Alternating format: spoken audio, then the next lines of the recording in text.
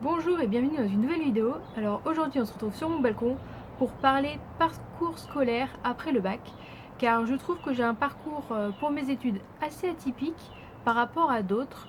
J'ai fait des petits détours, ce genre de choses, donc je me suis dit pourquoi pas en parler, ça pourrait être intéressant. Vous pouvez me poser des questions si jamais vous voulez quelques réponses. Donc on se retrouve tout de suite pour mon parcours.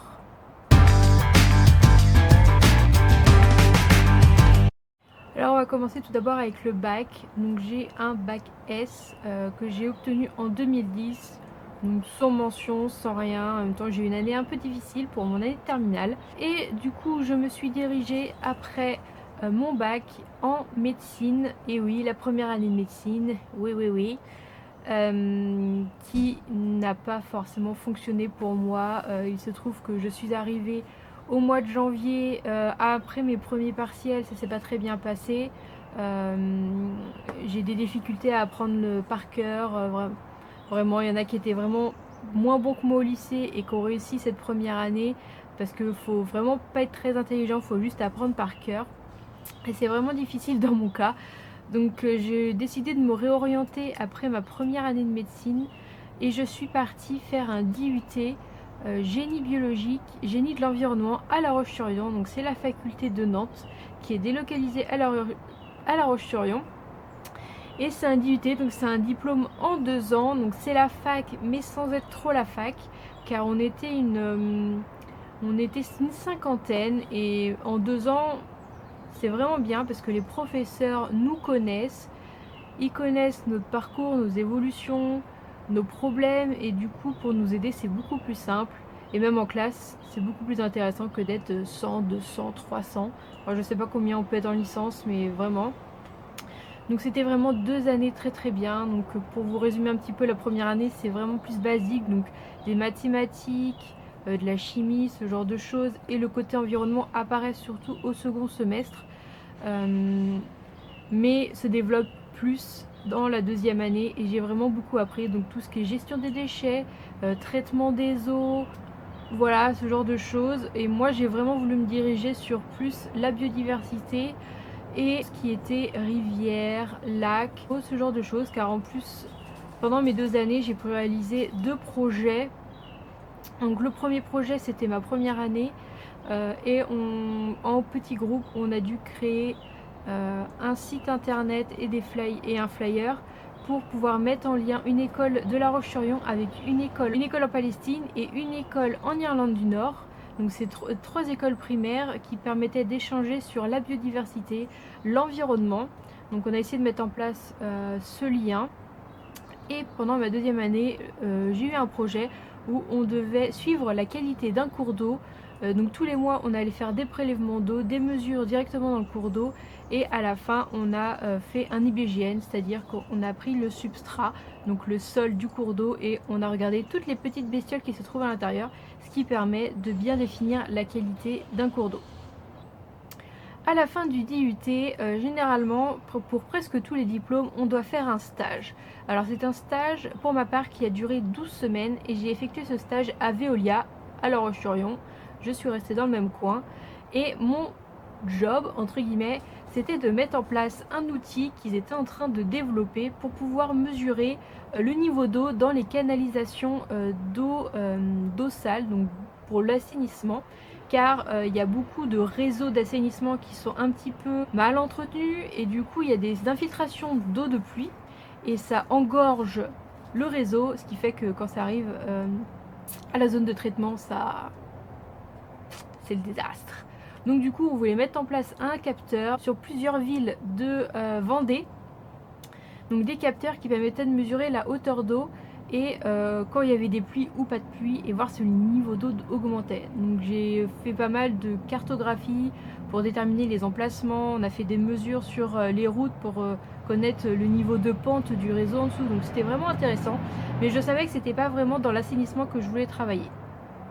Ensuite, après mon DUT, j'ai voulu continuer mes études car après un DUT, un bac plus 2, on peut tout de suite rentrer dans le monde du travail. Et d'ailleurs, j'ai une amie qui a commencé à travailler et qui a cherché du boulot après son DUT, elle ne voulait pas continuer.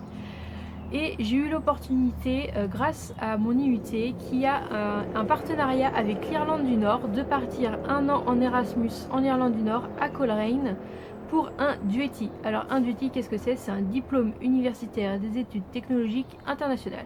Donc c'est la suite du DUT, mais à l'étranger, avec Erasmus. Et à la fin du DUETI, quand vous obtenez ce diplôme, vous avez l'équivalent d'une licence. Donc je suis partie en Irlande du Nord à Coleraine pour 1 an et c'était vraiment super. J'ai suivi tous les cours en anglais bien sûr.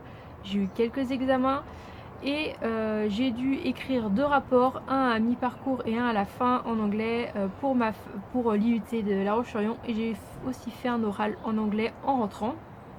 Suite à mon DUETI, donc j'ai eu mon diplôme évidemment.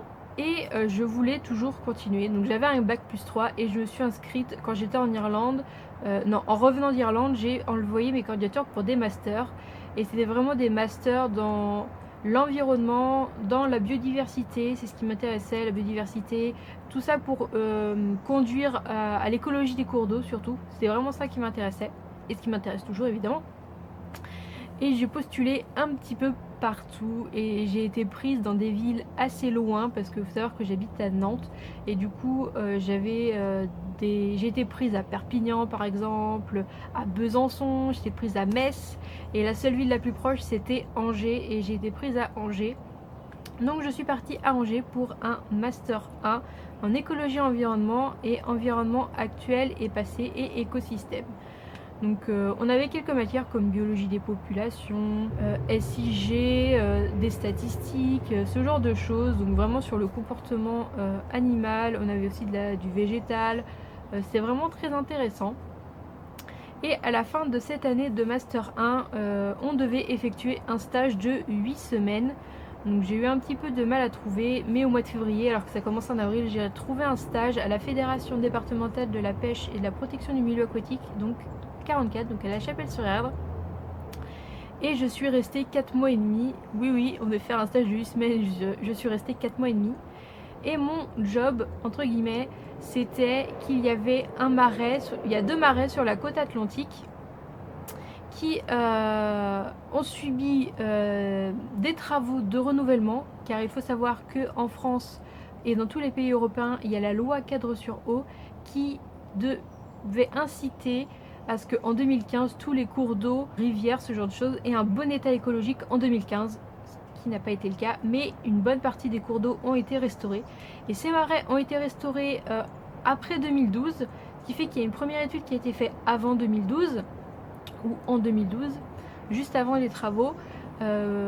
Et ce sont donc une étude sur les poissons, parce que j'étais à la fédé de pêche, donc les poissons, évidemment.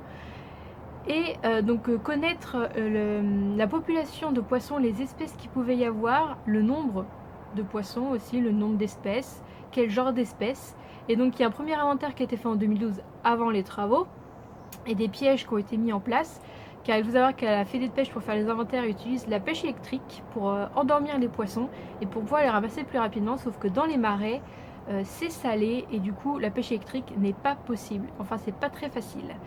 Donc du coup moi j'ai fait l'étude après travaux sur les 2 marais. On a remis en place une capture avec des cages, ce genre de choses aux mêmes endroits, et on a pu comparer les 2 années. J'ai aussi travaillé sur les affluents, donc c'est-à-dire que c'est les cours d'eau qui sont au-dessus des marais, qui sont pas salés, qui sont en eau douce. Et pareil, on a fait un inventaire poissons rivières et c'était vraiment très très intéressant. J'ai rencontré des super personnes et je suis très contente de ce stage. Je pense que ça va beaucoup m'apporter pour mon prochain boulot, mes prochains boulots, on ne sait pas. Et enfin, à la suite de ce Master 1, je n'ai pas été reprise sur Angers. J'ai donc j'avais un petit peu prévu le coup parce qu'il faut refaire une demande de Master 2 à Angers, refaire un dossier. Donc j'avais fait pareil, j'avais fait des demandes moins éloignées que la première fois parce que je savais que je pense que je n'aurais pas été aussi loin que ça, que Perpignan ou Besançon. Mais j'avais fait d'autres petites demandes de Master 2 et donc je n'ai pas été reprise à Angers, mais j'ai été prise à Nantes pour un Master 2 cartographie et bioproduction des écosystèmes. Et ce Master est un petit peu plus lié marin, mais je savais que je pouvais faire un stage dans le domaine de l'eau douce et c'est vraiment ce qui m'intéressait le plus, c'était le stage.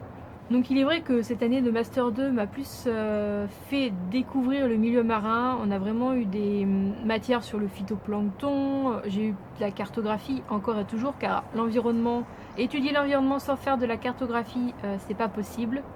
Voilà, on peut pas faire de l'environnement sans cartographie, c'est un super outil. J'ai aussi eu des cours sur la végétation, le végétal, sur la production primaire, de tout ce qui est en milieu marin. De la télédétection, donc c'est un outil assez sympa aussi, c'est des images satellites. On utilise des logiciels qui permettent de mettre en valeur la végétation ou l'urbanisation, donc c'est vraiment sympa. Donc voilà, donc ce Master 2, les cours se sont finis avec des examens au mois de janvier. Et après j'avais un stage de 6 mois à faire et me voilà ici en Floride. Et oui, dès que j'ai commencé mon Master 2 en septembre, j'avais vraiment envie de partir pour mon stage à l'étranger. Parce que déjà l'Irlande du Nord ça m'avait beaucoup plu et j'avais vraiment envie de repartir. Et les États-Unis ça m'attire énormément. Je suis venue en voyage déjà 2 fois ici, donc une fois à Boston et une fois en Floride. Et ça fera 10 ans cet été que je suis venue en Floride. Et ça m'avait vraiment plu et j'avais vraiment envie de revenir. Du coup je me suis dit c'est parti, lance-toi dans les candidatures spontanées.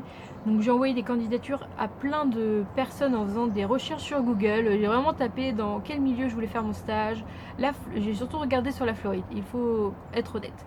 Mais j'ai aussi regardé le Canada, l'Angleterre, mais j'ai eu moins de réponses. Moi j'ai eu une réponse au Canada, mais rien en Angleterre. Me voilà ici en Floride. Depuis le 28 janvier et je suis en stage jusque fin juillet. Donc qu'est-ce que je fais ici? Je suis ici pour participer à un inventaire zone humide, des conditions des zones humides, donc de la qualité écologique en Floride. Je participe je vais le dire en anglais, un National Wetland Condition Assessment 2016, parce qu'il y en a eu un premier en 2011 qui a été fait sur 67, il me semble, zones humides en Floride, et cette année ce sera sur 63 zones humides, donc autres, parce qu'il y en a tellement qu'on peut en faire plein tous les ans, hein, il y en a tellement, il y en a en bas de chez moi, il y en a sur la fac, il y en a partout. Et c'est un inventaire qui est fait par une organisation, une agence qui s'appelle EPA, donc Environmental Protection Agency, dont le siège est à Washington. Et cet inventaire va être fait dans tous les États américains, sauf en Alaska. Je crois que c'est un peu différent et je ne pense pas qu'il y ait Hawaï. C'est pour ça qu'il n'y a que 48 États sur 50. Cucu toi? Cucu? Et un petit oiseau. Coucou.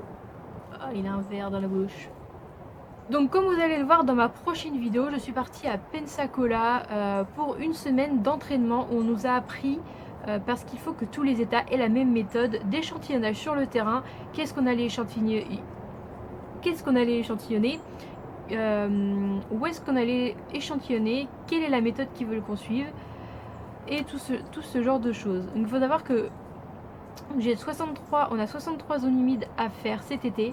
Il se peut que je ne participe pas à toutes, parce que moi mon stage prend fin juillet et il continue encore au mois d'août, voire le mois de septembre. Donc je ne pense pas que je serai là pour toutes, mais je serai là pour une très grosse partie.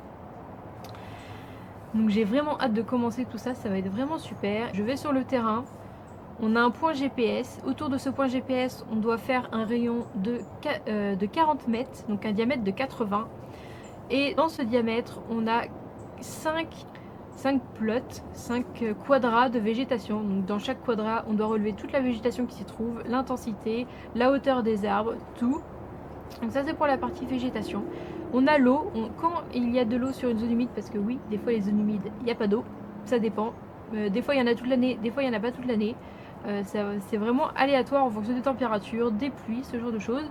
Donc on prend des échantillons d'eau, on relève tout ce qui est hydrologie, donc on a plein de formulaires à remplir pour les renvoyer après à l'agence. On a aussi un inventaire, donc ils appellent ça buffer, donc c'est pour tout ce qui est stress, donc s'il y a des chemins qui traversent la zone humide, des chemins piétonniers, s'il y a des grillages, s'il y a eu des feux, tout ce genre de choses, s'il y a un impact anthropique.